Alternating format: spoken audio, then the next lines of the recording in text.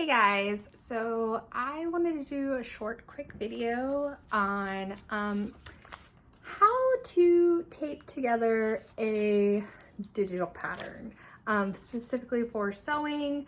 I realized it's something I'd seen clips and pieces of around, but not all together. So I thought this would be a great way to take you along on just a quick little sewing tip. The first thing you're actually going to do before you print out the entire pattern is to print out the first page of the pattern, especially if it has a test square like this. So I already did this, but the requirements for this pattern, and for the record, I'm using the Tilly and the Buttons Serene Sewing Pattern, says pattern is printed to scale if this square measures 60 millimeters by 60 millimeters. So what you want to do is you want to get out your measuring tape, and this doesn't have millimeters, but it has centimeters. And so we're looking for 6 centimeters. And if you look here, I'm lining it up with the 10 just so it's easier to count because of the end thing, but 10 to 16. So that is 60 millimeters. And then same thing here, 10 to 16, 60 millimeters. So I knew that this first page was printed to scale, and then after that I printed the remaining pages needed for this pattern. Now, Tilly's great. They do a great job with their patterns. And if you look here, they already have the edge cut off for you to be able to line it up, because what you're going to want to do is to line up this page with this page, and you want it as close to this line as you can get it. You want the triangles even, you want the edges of the pages even. And then what you're going to do is tape it. Now, you could tape the whole thing if you want, but I try to concentrate on taping the pieces that I need for the pattern itself. I don't need all of this space. I just need this space. So that's all I'm going to concentrate on right now. And just so you know, some patterns, depending on who they're made by, they will have it where you have to cut off an edge. Tilly does not. Thank you, Tilly and the Buttons. Y'all are great for this. So next up, same exact thing. You want to line it up as close as possible. You can kind of imagine where those lines would connect there.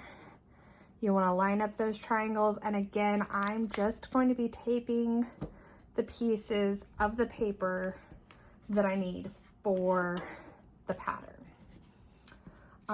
This one's a lot more of the pattern, so I would tape more of it. But let me try to get to a page where you can see what it looks like on the second level.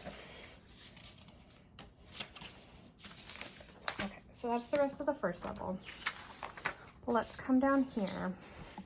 So this is a second level page. And here, as you can see, we have several triangles. So you're going to want to connect these for the tops, and then when we get in that next one, you're going to want to connect those for the sides. So you'll connect in both of these spots. But we're just going to do this first one first. And I've got a big section here that I want to connect, and a little section right here that's for some interfacing. And there you go. You've started your second row of pattern. Let's get that next piece in line. This one, as you can see, is the back. So I want a lot more to be connecting here. So I'm going to use several pieces of tape